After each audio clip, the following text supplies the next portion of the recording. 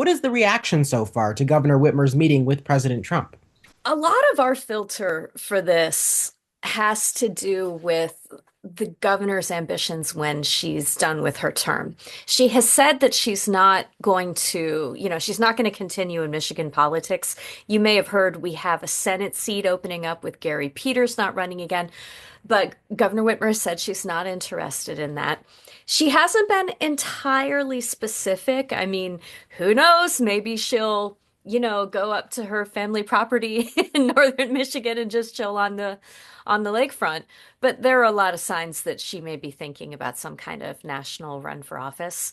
She published a book the year before last, which I mean, that's always a sign that someone in politics is sort of testing the waters to see how their story plays on a national level. She's definitely been fundraising. She formed a PAC, and has been forming some relationships with other national candidates by helping out. And just she hasn't written it out, basically. She hasn't said I'm absolutely not going to run for president. So, I mean, a lot of us are, she's a governor who has a record to run on in a kind of state. So I think there wasn't what you would call surprise that she might do an appearance with President Trump. This isn't the first time they've ended up in public places together. I will say some of her fellow Democrats were less than pleased to see her there, what's Yeah. given what's been going on with the administration. And that's interesting that there's that political lens here because obviously Mallory McMurrow, who's a state senator in Michigan, announced that she's running for US Senate. And one Right. thing that people have noticed is she's really made an effort to be everywhere in announcing her campaign. And so, what has kind of been the reaction from both sides? Is this something that Democrats are really excited about and something that Republicans may or may not be excited about? She definitely got a lot of attention. Folks will remember maybe that, or maybe if they know that she's a state senator in Michigan, she was able to flip a blue district when she first got elected, and that really turned a lot of heads. But I think what even got her even more attention, especially in the Democratic base, was her willingness to sort of go toe to toe with post-Trump Republicans in the state legislature. And when they would say something like Mallory McMorrow is trying to groom and sexualize kindergartners, she just, she would give a very fiery speech. She wouldn't dodge it, saying this is patently ridiculous. And here's what we really should be talking about in the state right now, which is not a tone that a lot of other Democrats have been willing to strike. So Yeah. yeah, she's someone who's raised a lot of money both in state and out of state and definitely has people's eye right now. That's interesting you make that point because Democrats try to do the they go low, we go high route. She's not one of those candidates. She's more confrontational in that way. And that's kind of why it's interesting to see that there is that kind of politics at play.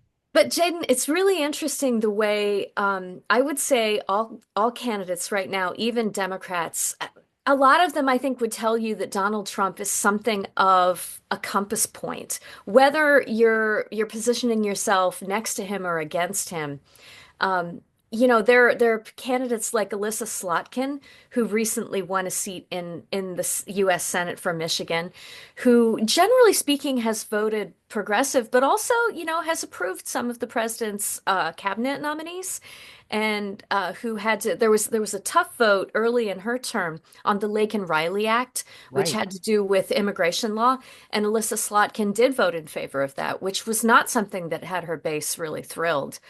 But obviously, there are a lot of Michiganders who still voted for Donald Trump.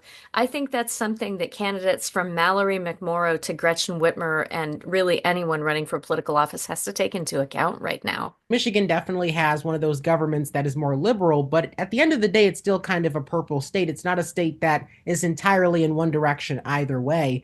And so to see even Senator Slotkin, who got to deliver the Democratic response at the address to Congress that President Trump did, she definitely tried to strike a moderate, centrist, maybe populist message, some would say. How is that going to play out in Michigan? want to drown anybody in numbers, but as I was starting to think about what Governor Whitmer, where she was appearing this week, I was looking back at some numbers. The first time Donald Trump ran for president in 2016, it was a really close presidential contest in Michigan. It was a difference of about 10,000 votes, and he beat Hillary Clinton, right? Now, if you go ahead to the 2018 election, Trump is president. And Gretchen Whitmer is running for governor for the first time. If you look at the results from that election, she got just about the same number of votes that Donald Trump had gotten the last time through. So, it maybe it goes without saying in a purplish state, you're going to have to appeal to some voters who might have cast a ballot for a Republican.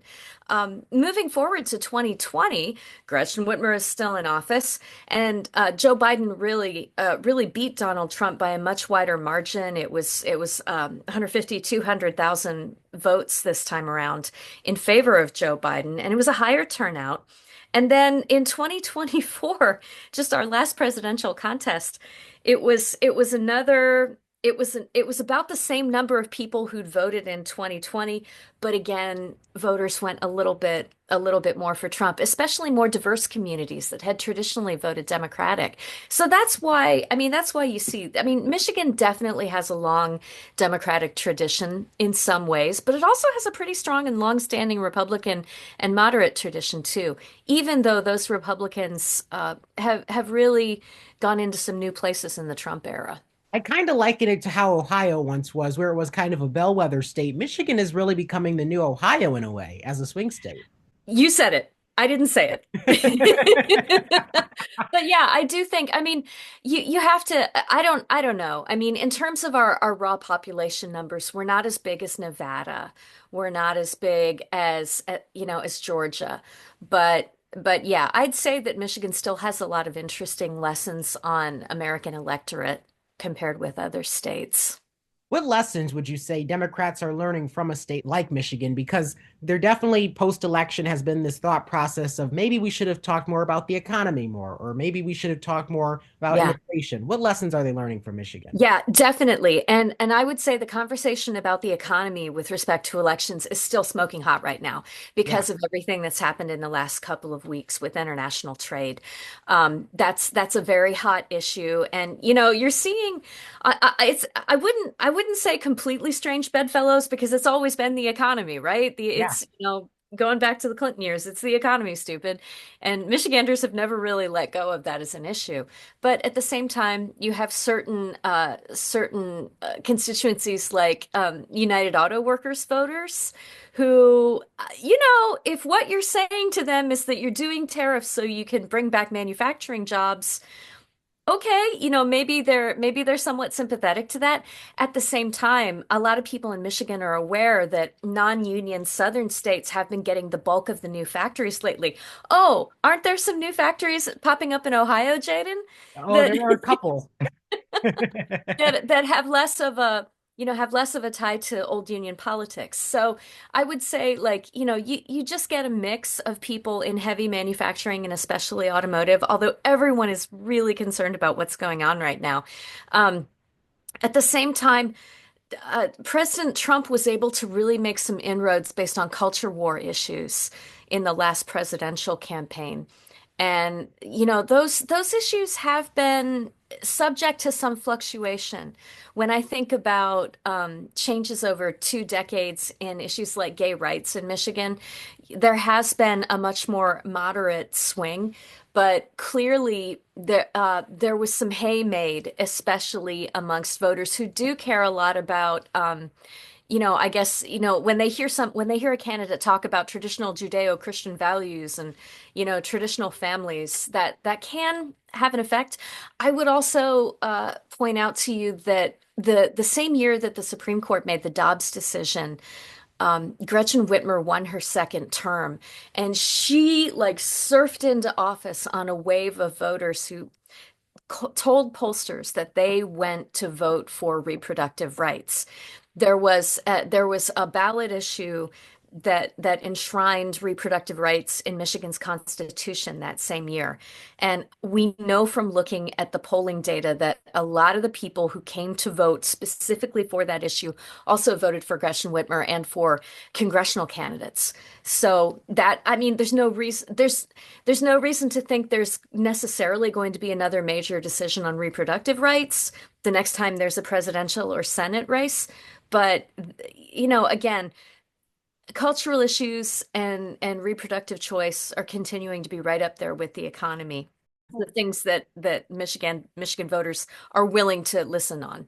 Yeah, and that's kind of why when I think back to November 2024, it was kind of like a gamble that was taken where Democrats were kind of given the economy or reproductive rights as the issue to run on. They definitely took the reproductive rights issue for sure. And I think that you saw the Trump campaign kind of lean more into the economic issue. And what's interesting is we just saw that the president of the UAW, obviously the UAW union was not in favor of President Trump being elected, but they certainly are in favor of tariffs. And so is there kind of that split still within the union? It's I don't know if it's so much of a split. Listening to I was just watching some of Sean Fain's online presentation last night where he was trying to sort of explain his stance on that. I would say there's some very carefully crafted language both among union leaders and also among the Detroit Three, Ford, General Motors, and Stellantis, about how they're never going to say, I don't support a policy for bringing manufacturing jobs into the United States. But at the same time, they've heard from their voters that that's a priority. So yeah, it's not even, and I would say there's even some division among the rank and file. There's no question that auto workers have been more receptive to listening to Donald Trump and maybe voting for him over the past, going back to 2016 and forward. But they haven't been a monolith. That's something I would say about Michigan's diverse communities too. We saw huge gains for the Trump campaign among Latino communities. There was some draw in the Arab American vote toward Donald Trump, for a whole variety of complex reasons that we could do a whole other conversation on. But I mean, this is new. And it wasn't so much like the entirety of like the Latino voting base in Michigan going for Trump, but enough of them did switch over that it made a difference in some counties and counties that turned out to be key to the state overall totals. And I think that it also kind of speaks to the polarization of national politics because I Yeah. think there were some people expecting Sean Fain to say, I hate tariffs just because Trump did it. Like he said, I may not have supported him on a lot of other things, but when it comes to tariffs and the fact that I'm a union president, this is something I'm going to support. Yeah. And I mean, this is a guy who was on stage with Kamala Harris when she was campaigning in Michigan, Yeah. dropping F-bombs about what a Trump candidacy offered in terms of industrial policy. So the evolution is happening fast. Yes, flip-flopping and switches are just to be expected in national politics as well as state politics too. That never changes. Can Thank you I so ask you much. a question? Yeah, go ahead. So, I know that a lot of people in Michigan who maybe voted for Trump are now feeling a little bit of indigestion. Do you think Ohio is still rock solid in its support for, homegrown Vice President JD Vance and Donald J. Trump as they were in November? There's no question that the base that was there in 2016, 2020, and 2024 is still going to be there once this is all said and done. The real question, I think, is going to be about those areas like a Wood County, Ohio, just to the south of us here in Toledo, because Hmm. Wood County is the bellwether county. And so that's Right. going to be what's interesting to see is those maybe more moderate Republicans or just those independents who are like, okay, I'm going to give him a shot and see what he comes up with because inflation is so bad right now. So I would really pay attention to the Wood counties of Ohio and see what happens there. For sure. In our case, Like, there are a number of counties in West Michigan that have a similar role to play, and in the southeastern part of the Mid. And so, like over here, yeah. Oakland and Macomb counties, a bit less so Oakland, but Macomb County is probably going to be one to watch in the midterms in a pretty big way. Yeah, and think that that's just next year. I mean, I know. it's already a 24/7 cycle, but every time you're done with one election, you're already planning for the next. It's really true. I mean, I kind of wonder, Senator Gary Peters of Michigan, a lot of people kind of didn't expect it that he would hang up his Yeah. hat relatively soon after getting elected to the US Senate. But man, it's no joke. The fundraising is constant and the votes are not easy in DC. So buckle up if this is what you think you want to do.